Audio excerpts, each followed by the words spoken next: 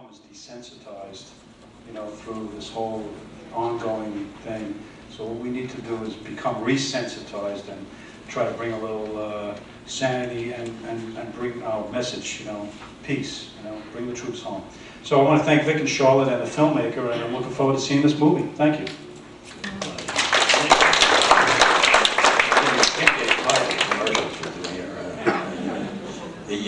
Look, it would be absolutely unkind not to mention that one of the reasons that you're all sitting here is the work of Stuart and Ginger Polisman, because they help to finance the programs and make it really possible. One of the things, though, that I know they like to be out front, but you know, it's like any army. You want to be out front and look behind you, and there's nobody there. You're alone, and they're doing this yeoman service, and we're really trying to get other people to join in so that we can increase the number of programs and do this more frequently. And it's not really a tremendous amount. Give us a call, and we would really, I mean, people have a commitment. One of the ways to commit yourself is to reach into your pocket and do something, okay? So, I can't even say without further ado, because we've already been standing here listening to this crap, right? So I guess I'll try to keep it short. I'll be here afterwards, and you know, I can speak as long as you guys want and answer whatever questions you have about what you see tonight. But I definitely want to thank Vic and everybody he just mentioned. This seems like a really great place. So I'm grateful for the opportunity to show the film here. And I definitely want to thank you guys as an audience for coming out, because as Vic was talking about, it's challenging to get people to come out and see movies like this. And there's a handful of other films that were made in Iraq dealing with all kinds of different stories. And we're all struggling to get people to come watch them. I mean, it takes time, it's a tough business, but this is a good crowd. And that makes me feel good, because that's why we make the movies, so, you know, to share them with people. And it's frustrating when the opposite happens, especially to make a film about something like a war that our country's involved in, that's going on right now. And then, I'm not just talking about my film, but others, you know, that people don't turn out to see them. Because we often complain, you know, on the news, by watching the network news, we don't really get to learn and find out what's going on. There are now films like mine, and I can mention some of the other ones afterwards, that does give the opportunity for people to learn about what's going on. What that takes is people being willing, like you guys are, to come out and see the film. So thank you for that. I'll be here afterwards.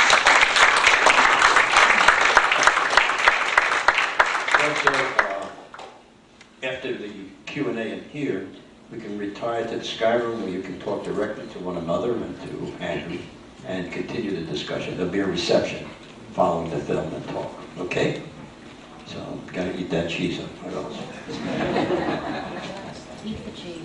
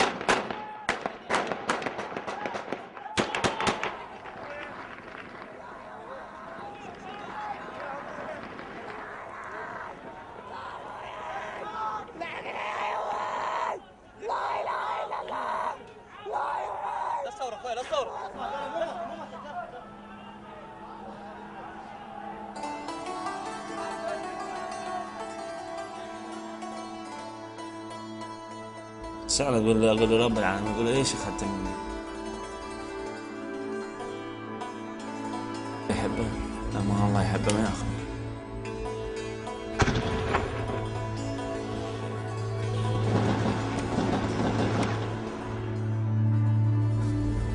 ده هدي شو زعل؟ وخذ الرب أصبح صعب، شو صعب؟ قبل الله قتله أمريكان.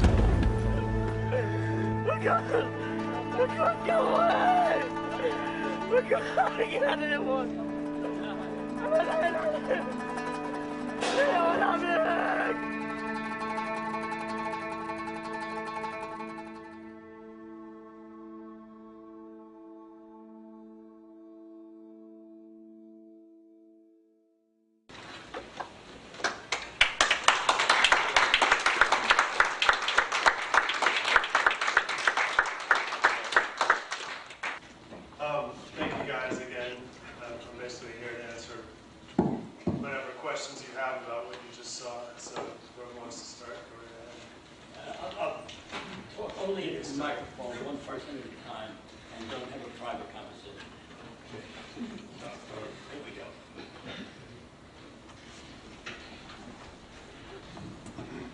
I'll begin. I'd like to make one statement and then ask two questions. My statement is I'm disappointed, not in this, but I'm disappointed that the place is not packed tonight. My wife and I said that we thought we'd have to get her early to be sure to get good seats. And I think it's absolutely criminal that the place isn't jam-packed. Don't make the people who are here feel bad. No, the ones that are here. That's fine. Celebrate the people who are here. Oh, absolutely, of course, yeah. All right, two questions. One, I was amazed that you were to work your way in, not only with the Iraqis, I could see that, but with the American military. I wonder how you did that. And the second question is, I think this ought to go out on video, ought to be made available to a lot of people through progressive organizations, and wonder if there are any plans for that. Thank you. Okay. Well, first I'll address your comment, and you guys should actually feel good because this is played at festivals and often had, sold out screening at film festivals. It opened at Cinema Village in New York two weeks ago, and basically the morning after it opened, I got a call, oh, you're being moved to the small theater, and by the time a week had passed, we were down to one screening a day. So it's not, this is a really good turnout, so you guys are feeling good because you did come out for it. It's a really tough business, and what happened to me at Cinema Village happens to a lot of films, just because, for all kinds of different reasons. But I'm always, of course, disappointed because I put a lot into this film. It was very important to me. And there is a feeling that I have that if people knew better what was going on, and if people were willing to look at it, then it would become difficult for it to continue. But you guys were willing, so I thanked you before, and I thank you again for coming out. What you can do is certainly tell your friends, and I'll jump to your last question about the DVD. Within the next couple of months, it's going to come out on DVD. We have partnered with a lot of organizations. They sponsored screenings, and that will be publicized through all the, anti-war organizations and, whatever organizations are willing to publicize it. So we're doing everything we can to make it available. It's also screening in 11 cities right now. Maybe more, we'll see what happens. So now I'll go to your question about access, and you talked both about the access to the American military as well as Iraqi fighters, whatever you want to call them, resistant fighters, insurgents. The American Army was fairly easy. For that, I needed a passport, I needed a press ID, and a letter from like a newspaper or a production company. So of course I had the passport. the letter I wrote myself, and the press ID I made, and I had it laminated and then shot it back.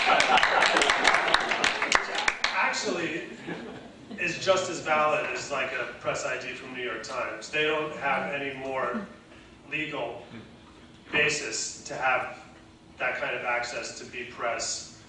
My understanding of the freedom of press applies to everybody, not just newspapers, not just people. And I have a production company. I mean, it's just me, but it's just as valid. So that's what I did, and some other journalists do that, working over there. And it wasn't too difficult. I got the access. It took about a week, and I was given an embed, and I lived on a base for a week. Only 1 week out of the 6 months that I was there, because as you can see from the film, I was primarily interested in not being embedded, but being free to, get a story from the Iraqi perspective. And the way I did, and I mean, being on the base and being with the American Army was really an incredible experience for me. And I almost wanted to start another home movie when I was with those guys, because their story is hugely important. And there are other films that have dealt with their story. One of my favorite is a film called Occupation Dreamland, where the filmmaker is embedded for 6 weeks with the army in Fallujah, leading up to the first battle in Fallujah. So that story of the American soldier experience is extremely important, but it wasn't what I was primarily interested in. I was more interested in the Iraqi perspective. So my way of working, it was just me. I had a driver translator, and we went around in his beat-up Oldsmobile so that we could just interact with Iraqi people on like a human level. There's no way I could make this kind of film if I could only travel with American soldiers, or if I had guards or an armored vehicle. So I just approached. I didn't try to pretend I was anything other than I didn't try to blend in, because I would have failed. And the reality is, my experience with Iraqi people is that culturally, hospitality is extremely important to them. So I was almost always welcomed. And in terms of being able to make this kind of film, I would actually find it more difficult to do this kind of work in New York, where people are more self-conscious, they're more aware of the camera, more private, more suspicious of what my motivations would be. In a lot of ways, I found working in Iraq and getting this kind of access, I found Iraq to be an easy place to do it. Of course, there are challenges and dangers, and the most extreme situation was filming with insurgents fighting against the Americans, and that took some time. It took getting the right contact. At a certain point, I had a contact who was an intelligence officer in the Medi Army, and he liked me because I was shooting video, and he would actually want to get copies if I filmed, when I filmed them fighting and stuff like that. My experience with them, and what I started to feel, is that these guys who are fighting, some of whom are genuinely willing to die fighting against the occupation, like they believe very strongly in what they're doing. And I almost realized, why wouldn't they want me there to help tell their story? So there wasn't even a conflict of interest there. They weren't so suspicious of me. They felt very strongly about something. They had a story they wanted to get out. And then, of course, there's Rod's family. I was in Baghdad. I was in that neighborhood, Kadamia, and I had no idea what kind of movie I was going to make. But Rod's friends actually saw me with my video camera, and they called me over and they said, "We have a story for you." And they told me their friend Rod had just been killed the night before. And my initial feelings were like, that's a pretty heavy story. Of course, there are thousands of stories like that. And at first I kind of thought, it seems like the story's finished. This guy was just killed. That sounds like the end of the story. But then his friend said, you know, come back the day after tomorrow, and we're going to go talk to his family, and we're going to arrange everything, and we'll bring you to his family so you can film them grieving. That's what they said, and that was their idea. And I was like, okay, I'll go film them grieving. And that was one of the scarier things that I had to do, showing up at his family's house 3 days after he was killed to film them in that terrible moment in their lives. But I did, and I didn't even interview them. I met Ibrahim, his brother, and I met his mother, and they just started talking and crying. And that's when I thought maybe there was a story just starting for the family of how they moved forward after having their son killed, you know, in such tragic circumstances. But the situation, the relationship was the same. It was them having that they wanted to share, which was a very good situation for me to be in. But basically that challenge is what I love about doing this kind of work. You know, how you get access to things that people might say, that seems impossible. And my experience is there's almost always a way. And especially when it's something that seems important, I like to find out how to get access and to get as close as possible. I think that's a long answer to you. Not long after that kidnapping started, the first battle in Fallujah, the first battle in Najaf happened within that first month. The Shia uprising began. Up until that point, it had only primarily been Sunni people fighting against the occupation. So yeah, the kidnapping started. Oh, and the Abu Ghraib pictures came out, all within my first month there. So that was exactly 1 year after the invasion. So I got there at an interesting time. All these bad things started to happen, and things got worse and worse. And you mentioned the kidnapping. During the time that I was there, 5 people I knew, you know, foreign journalists, were kidnapped, and living in the hotel that I was living in. They weren't kidnapped from the hotel, but, you know, they were all sort of the independent crowd of journalists who go a little farther and push a little deeper. And so, yeah, 5 people I knew were kidnapped. Two French guys who lived next door to me were missing for 5 months. So definitely, you know, by the end of 6 months, it had eaten away at me. And by the end of the 6 months, it started happening more and more in Baghdad. Previous to that, I knew, like, if I drove from Baghdad to Najaf, there were about 20 minutes of the drive going through Mahmoudiyya and Latafiya that were really dangerous because journalists had been killed on the road there. But other than that, I didn't usually think I was in danger of being kidnapped in Baghdad until the end, when, you know, people were being pulled out of their homes and offices and kidnapped. So yeah, that kind of fear definitely started to eat away at me because it's always sort of there in the background, and you can never quite relax. Yeah. I'll be down there in a minute. He's got the mic back there. So. I'll come down. Do you foresee a civil war if the Americans pull out? First of all, I'm very bad at those predictions, which is why I choose to make this kind of movie where you don't hear me talking, because I feel like, what do I know? It's very hard to know. But, you know, which is why I try to let people speak for themselves and, you know, focus on their experience within that context of everything that we hear about that's going on. In terms of a civil war, I mean, you could say there's been a civil war going on in Iraq for the past couple of years, and it's been escalating. It's certainly, there's, you know, some degree of civil war going on right now. It's gotten worse than when I was there. I mean, I read about it all the time, the sectarian violence, all the different groups that are involved. You have, you know, I hear reports of, of militia backed by the government in police uniforms, sometimes going into places like Adamia, which is a Sunni neighborhood, and killing people.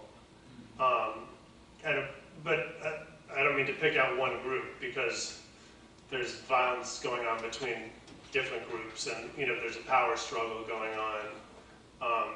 It's more targeted against each other than it was, a year or two ago. And there also is some degree of, foreign Al-Qaeda, whoever they are, doing whatever they want, and their goals are different than a lot of the militias, Iraqi militias, who are interested in, taking care of their own groups, of having power in government. It's a mess. It's basically a mess. One fast question. The family that you filmed, were they Shiites? Yeah, the family was Shia. Okay, thank you. But the other part of your question is what would happen if America leaves? Which, of course, I don't know. There would certainly be problems. It would create some power vacuum that would, lead to conflict. But things are very bad now. The fighting is going on now. The American presence there may prevent some violence. It's also the reason that a lot of the violence is happening. There is also, you can't discount the violence that they're committing. And we're hearing, recently reports of some of the extreme atrocities that sometimes happen. And of course, if we hear reports of one or two, there are more. The film speaks for itself. My feeling is, America shouldn't have been there in the first place, and whatever they can do to get out of there as soon as possible is the right thing to do. Will that lead to problems? Yes, their presence there will lead to problems. Whatever the goals were, if we were to assume that the goals of going there were to make America safer and to help the Iraqi people, if we accept that, neither of those things have happened. It doesn't work. I don't feel it's made America safer. The current situation for Iraqi people right now, in terms of security, is much worse than it was before the invasion. I'm not talking about Saddam. I'm not talking about, whether things were good, but the realities of their daily life now is horrendous. So, I don't know what should happen or what will happen. Is there much talk about the fact that the year that L. Paul Bremer was in Iraq as the sort of American emperor, that he pretty much disbanded most of the indigenous Iraqi corporate work, public and private, and that and try to replace it with an American reconstruction business? It appears that way, and I don't know if that's just him or whether he was responsible for that or who was. But basically, we were talking about this outside. It seemed to me that assuming there were positive goals behind this whole thing, that there was a window of opportunity after the invasion, that things could have gone much better. The Iraqi military was disbanded.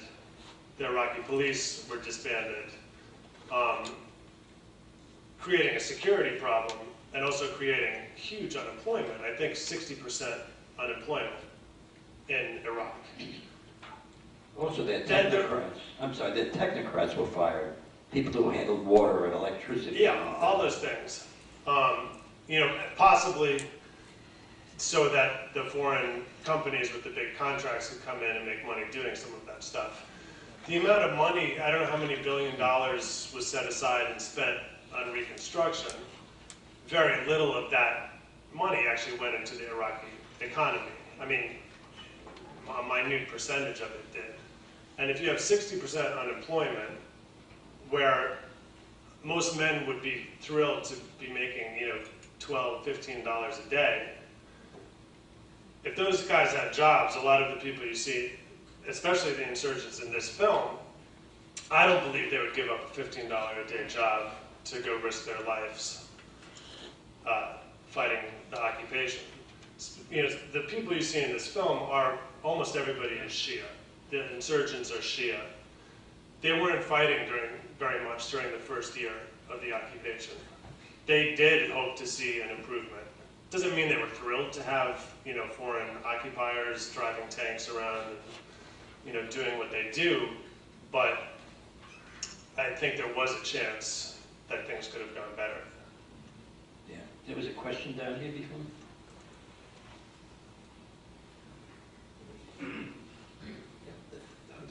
Just a simple question. You've done a splendid job, I think, in capturing the cultural nuances. You said earlier that the film speaks for itself, and I fully agree with that. You've caught so many subtleties.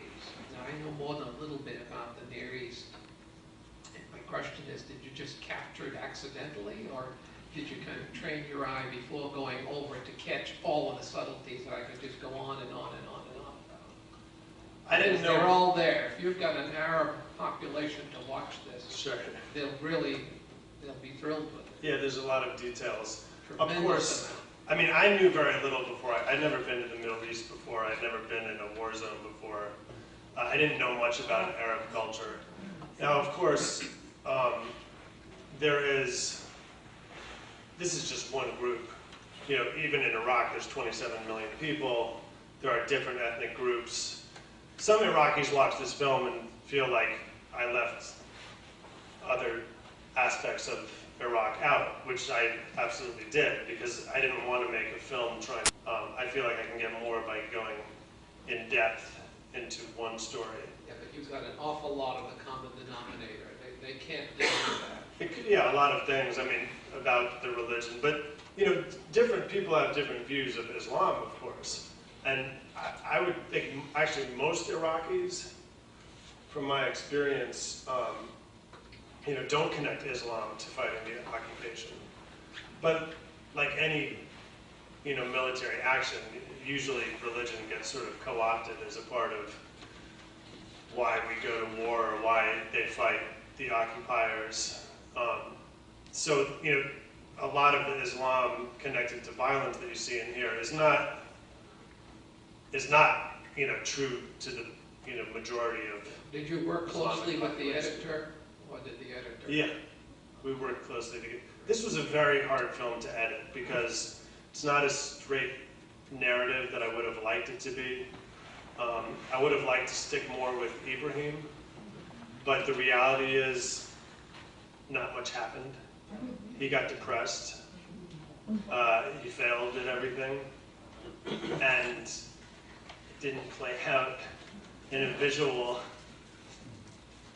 form.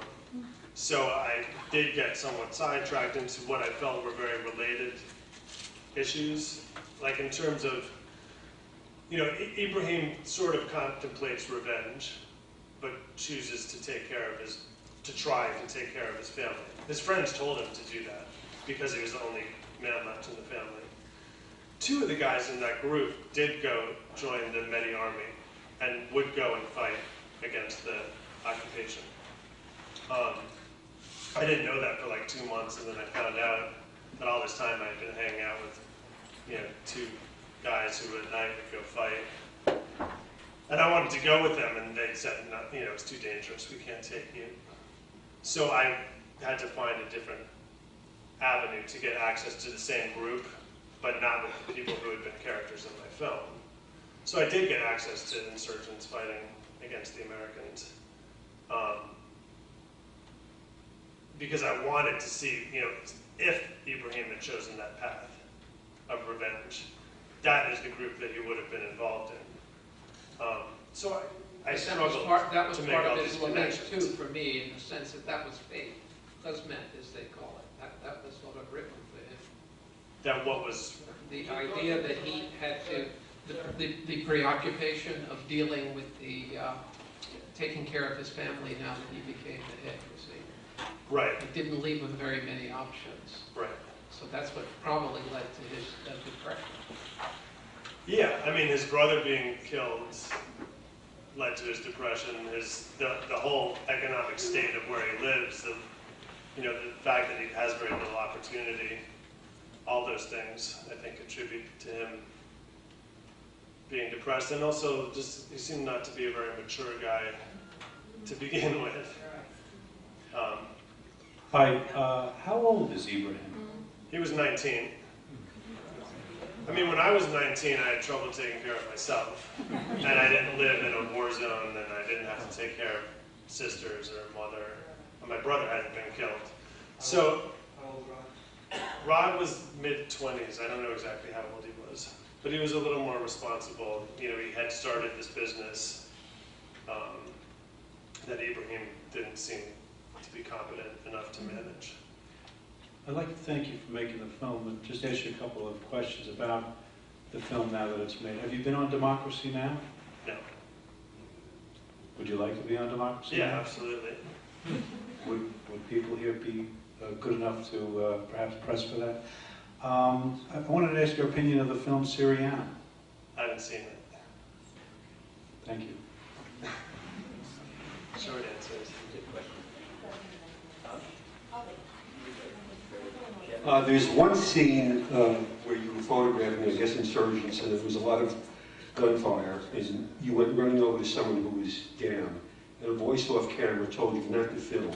But a couple of seconds later, you were filming the person being taken away. Then there was someone in the back of the truck, and then there was a corpse. And I'd like to know what happened. Sure.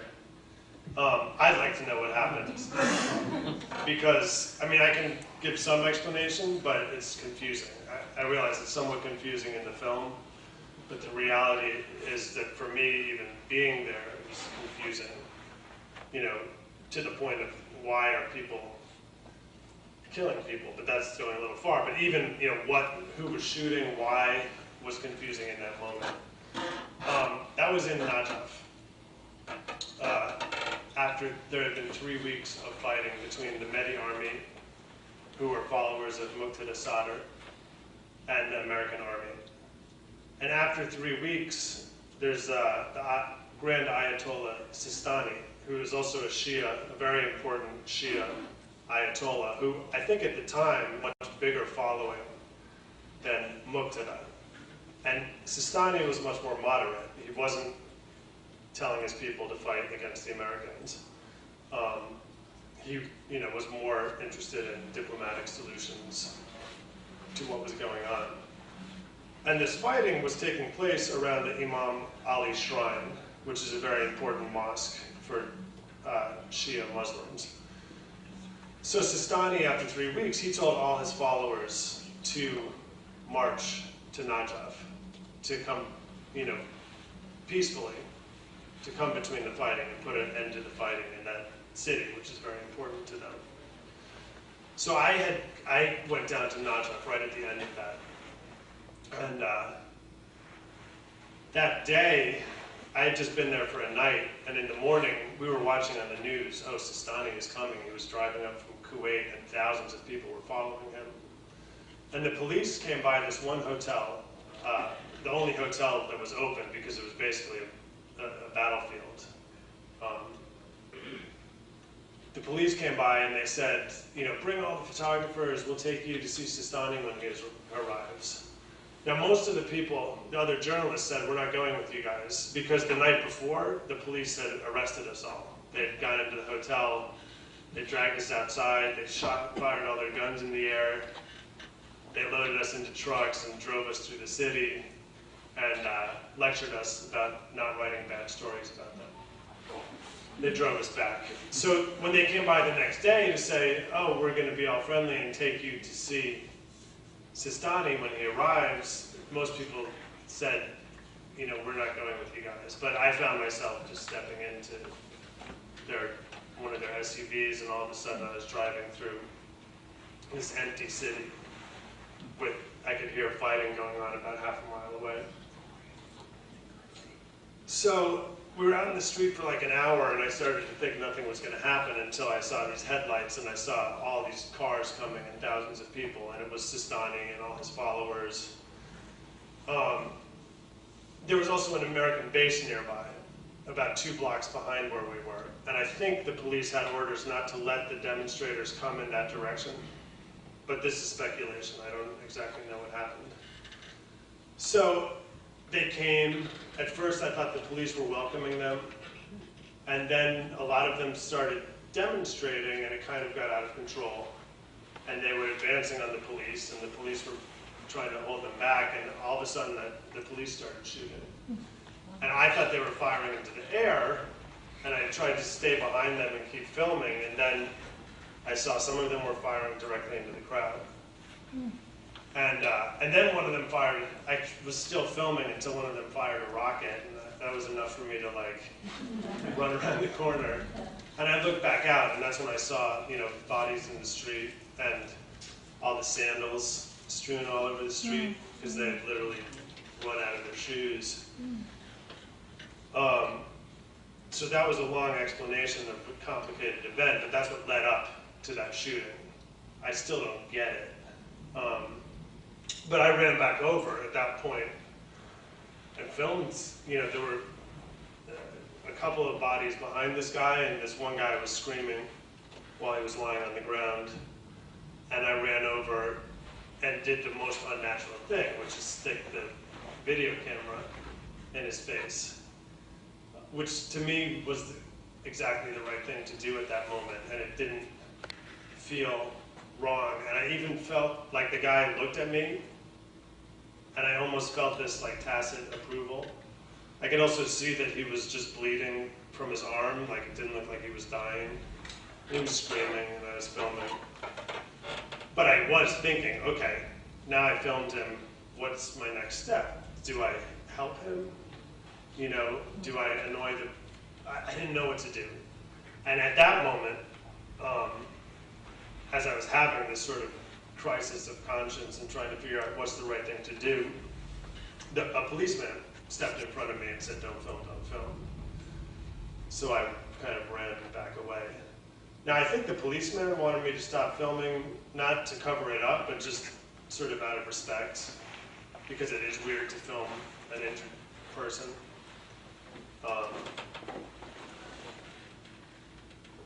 And then, you know, at a certain point, I managed to leave with some of the police as they were taking one of the bodies away, and that's who I filmed in the truck. I don't know if that answered your question. It's kind of a long... I think it's amazing. You're standing there in front of us, rather casually talking about the most excruciating and fearful kinds of situations, and it's really amazing. Yeah. That you were there, that you... Can't hear you, Vic. that you were there and you had the wherewithal to stay there. What I can say about it so calmly, everybody else would be cracking in their pants. Well, what I can, I mean, that's an interesting point, and I can actually talk about that a little bit because it is so extreme and bizarre. And in those moments, like that was definitely one of the weirdest afternoons of my life. Seeing people shooting people. Some of those guys got killed. And running over, what I just described, running over to film this guy that had just been shot. And there's still shooting going on, and you're talking about the way I'm talking about now, which is very flat and like matter of fact. And in that moment, I didn't feel anything, except maybe some adrenaline, but no emotions, I knew I was seeing something that was messed up, but I didn't feel anything. And I think that's just a sort of survival thing, a defense mechanism, because it's too much to process in that moment when I needed to be focused on, you know, not getting hurt myself and doing my job. And I didn't really deal with it for like 6 months. I never cried when I was in Iraq, and I saw some bad things. But I did have to deal with it when I came back. Now, what was interesting to me about that experience that I had, was I felt like I got to taste what it's like to be able to kill people, which seems so inconceivable. And yet, at that moment, I saw how easy it was, and how you don't really feel anything. And soldiers sometimes talk about how at first it's difficult, and then they have to do it, and then it becomes easy. And when it gets so extreme, it becomes addictive, because there's a bit of a rush that accompanies it. But it's, once you cross that line that I've just got a taste of, is how it becomes possible for, you know, more and more killing and violence to occur. Ideally, you get to do what I got to do, which is come back home, which was not easy. It was much easier to go there than it was to come home. And you know, maybe 6 months after I got back, I started to emotionally connect to some of the things that I saw, which was good. I needed to do that, to process it. Because I took it in, you gotta get it out, you know, so I could cry about it. And, some of the soldiers keep getting sent back. Some have been sent back for a third time. Now, I think 2 out of 3 soldiers coming back are diagnosed with post-traumatic stress disorder. That's out of over 1 million that have been through Iraq and Afghanistan. So maybe, what, 800,000 American soldiers have PTSD, which is like, sounds like, okay, it's just some blanket diagnosis. What that can look like is divorce, domestic violence, suicide, drug abuse, alcoholism, homelessness, unemployment. I mean, big social problems for them, and things that we're going to be hearing about for generations. I think at least 1 out of 4 homeless people are veterans of other wars. Some now, Iraq veterans. You know, it's going to be a big problem that we're going to be hearing about for a long time. And the unfortunate thing is, often when they get diagnosed with this, they get treated with like Paxil, or they get given some kind of medication without doing necessarily some of what I had to do, which was cry about it and think about it and even take some responsibility for it. If they just are given drugs, I don't think it really treats it. It just deals with the symptoms. And my understanding is the VA is underfunded by $1 billion for their annual budget, whereas the war in Iraq costs about $1.5 billion a week. Necessarily in this order, but one, the cinematography was exquisite. Yeah.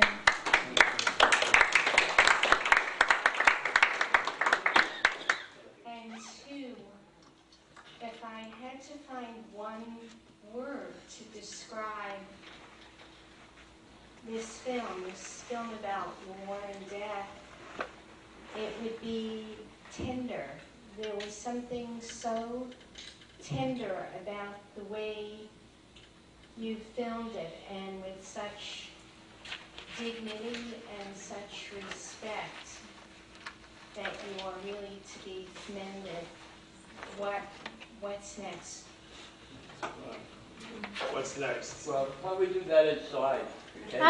No, because wait, one last little quick before you go. I just want to make one final comment about the question before about the Civil War. Scott Ritter, who was here 3 years ago, who knows the country better than anyone else here, said that if we go in there and destabilize Iraq by our very presence, that we will get into the middle of a 3-way civil war, which will be like being in the center of a hornet's nest.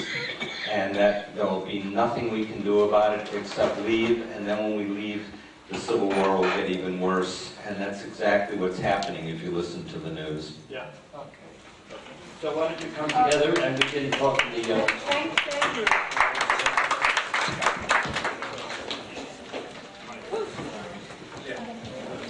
The stage in print before the film actually started. And I wondered whether or not that could enhance your own film, because you know, if you know a fair amount about it, you can jump right into it and actually identify with you as the filmmaker. Others might not find it that easy to kind Maybe of... I should do that on the DVD, but I wouldn't know what to write. Well, that What do I say, that you know? well, that you're the best one to figure out what that film meant to you. Yeah. It could be. It's an interesting little exercise that you might want to take on because. Well, what it meant to me. Because I knew feel right like- from the beginning he's with a Shia, and I said I'm convinced that he must have had protection from some pretty high-placed Shia guy. Now this guy must have really been pretty well connected, or he was very sensible. Whether he could speak good English or not didn't matter. You got in and out alive, and for that we're all really grateful. But and I don't think it would have been that different if you were with a Sunni group either, really, except there would have been fewer sort of attempts to call on Ali to save you, as it were. Yeah, not Ali. It would have been, I mean, to actual, you know, when I was with insurgents, they were Shia.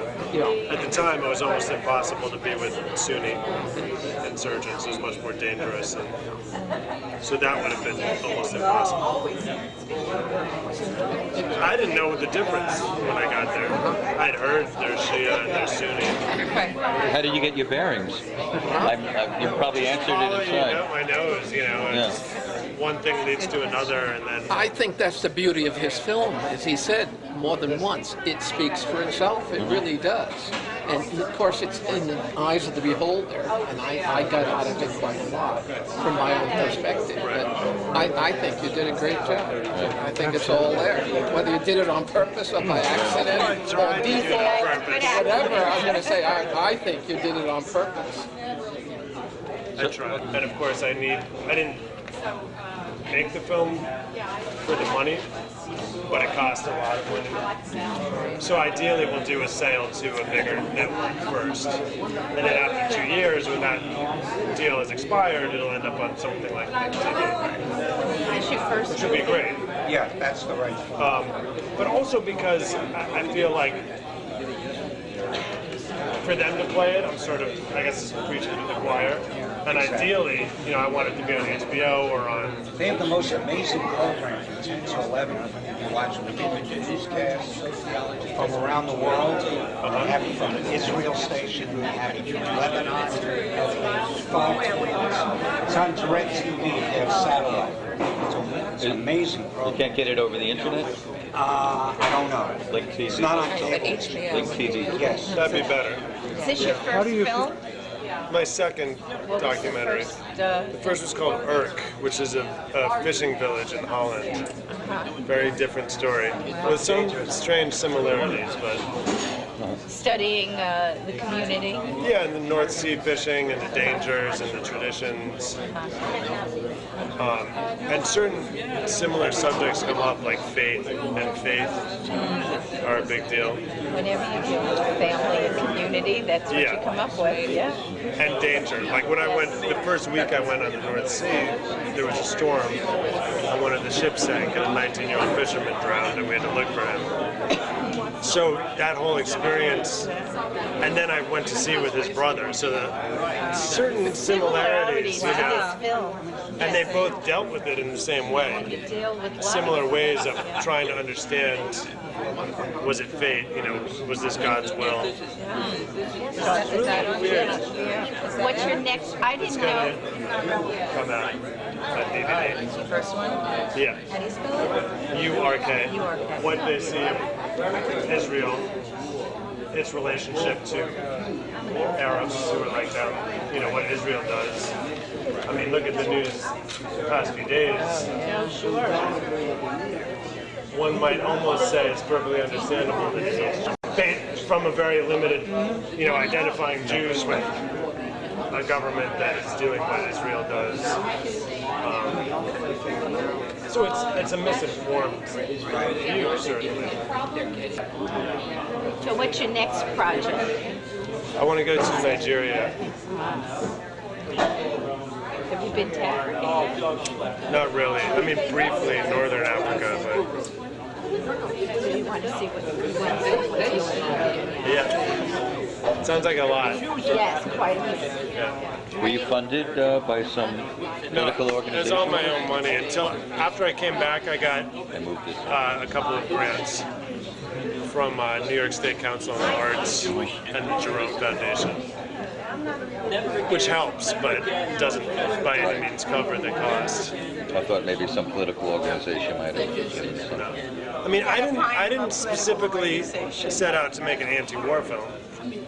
I just wanted to make a film about the war, I guess. That's what people need to see. Yeah. Exactly what they need to see. You treated the whole situation very fairly. It is what it is. You know? Also, if my goal was to make an anti-war film, films that are so one-sided don't actually accomplish very much. It's like people that agree with it, agree with it. But if you make something that is honest and feels honest, and as a viewer you don't feel like you could empathize I'm being manipulated. With everyone in the film. Yeah. And once you could do that, you see there's many sides to the story. Yeah. Garage, Group, Fox. They have the satellite. They don't go anywhere. How do they do it? They don't leave the hotel. They go on the roof of the hotel. They go to these briefings, military briefings where they get told what the news is. And yeah, they've got a lot more money, a lot more people, bigger equipment, where you can't get anywhere close to the experience of being there. Yeah, but they get jobs in the government too. Yeah. So, I'm 34. My background in terms of, I went to Wesleyan in Connecticut. I majored in film, but I didn't really learn anything until I started working. I went to college, grad school. I didn't learn anything until I started coming here. Yeah, I'm not proud of that. This is my education. It was satellite, so I mean, Do they present a different point of view? Do they get a pretty broad spectrum? yeah, I mean, you can watch BBC. There's no American news except for Al Hurra, it's an Arabic channel, but it's paid for by the CIA. But there's Al Jazeera, there's Al Arabiya. But of course, Here like a year ago. Have you shopped it yet? Or? I have an international agent, so we just sold it to MBC, which is Middle East Broadcasting Company. But I don't know what's going to happen domestically with it. This is a more moderate family, not as religious. They're very religious. Different. It's totally different. Every family's different. They're not all the same. They're like totally unique. Did you get the feeling that people were angry because they're not living as well as they were before the invasion? No, I heard I was talking because that's how I see it from here. They weren't necessarily living well, but it was safe. It was safe. They could send their kids to school without worrying about kidnapping. There was no, aside from the regime, there was no crime, which is normal in a dictatorship. But yeah, for most people, their lives are much worse now than before the invasion. Because we saw the other film that they have here, War Tapes, and very different perspective. And but yet we were looking, and it was in the middle of the gunfire. The kids were trying to walk to school, and I said, this couldn't have been what was going on prior to the invasion. I was just wondering the anger that people must feel for what they're going through, and not seeing any reason for it. Yeah. It was also more secular society. I mean, some of the religious kept it that way. Yeah. I'm not defending Saddam, but some great things. When he came into power, I think the literacy rate among women was something around 5% or 10%, and he raised it to 95%. So if you look at things like that, I think because I thought about this a lot. There were some things that were really good about living in Iraq. Like you do too. And I think they need just advertising, billboards, people to make it. Now, I'm not here giving a blind concept, but the reality of the situation right now. Right, it works so clean, so I can't work because it's a real politics. You get a cool billboard with nice colors, you know, like something mysterious. It does give the opportunity for people to learn about what's going on. What that takes is people being willing, like you guys are, to come out and see the film. So thank you for that. I'll be here afterwards. Also, after the Q&A in here, we can retire to the Sky Room where you can talk directly to one another and to Andrew and continue the discussion. There'll be a reception following the film and talk, okay? So, gotta eat that cheese up. What else? Eat the cheese.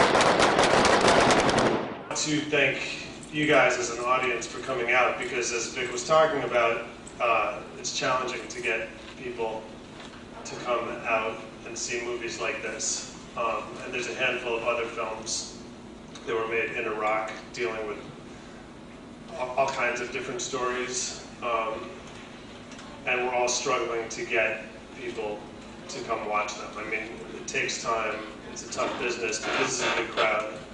And that makes me feel good, because that's why we make the movies, so, you know, to share them with people. And it's frustrating when the opposite happens, especially to make a film about something like a war that our country's involved in, that's going on right now. And then, I'm not just talking about my film, but others, you know, that people don't turn out to see them.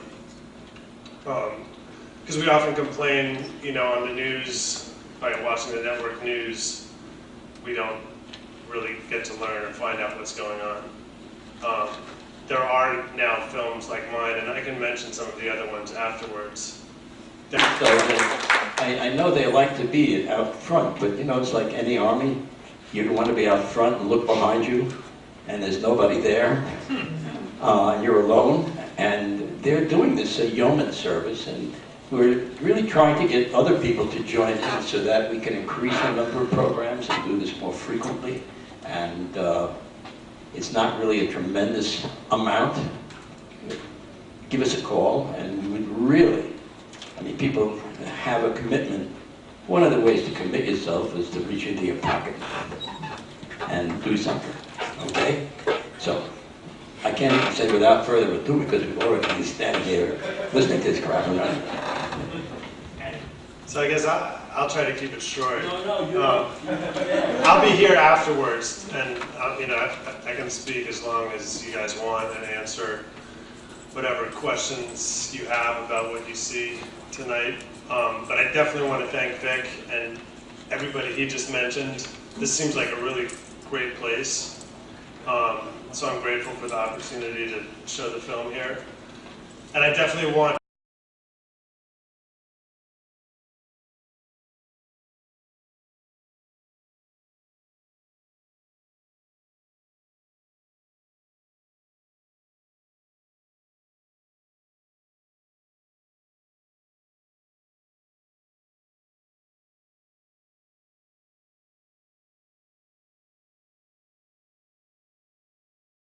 becomes desensitized, you know, through this whole ongoing thing.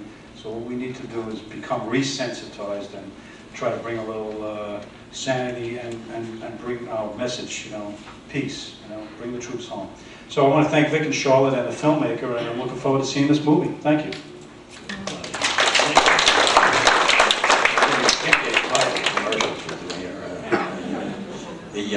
Look, it would be absolutely unkind not to mention that one of the reasons that you're all sitting here is the work of Stuart and Ginger Polisner, because they help to finance the programs and make it really possible. And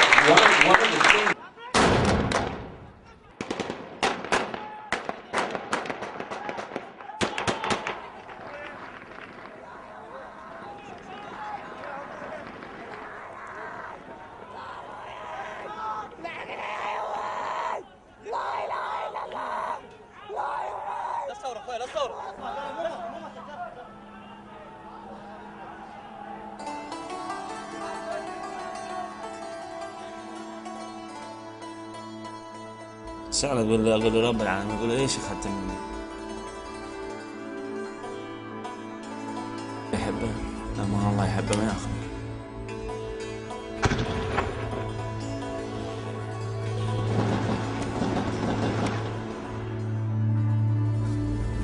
قاعدين شجع وخذ الرب بعد صعب، شي صعب.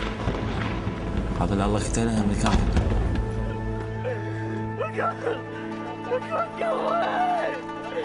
Look,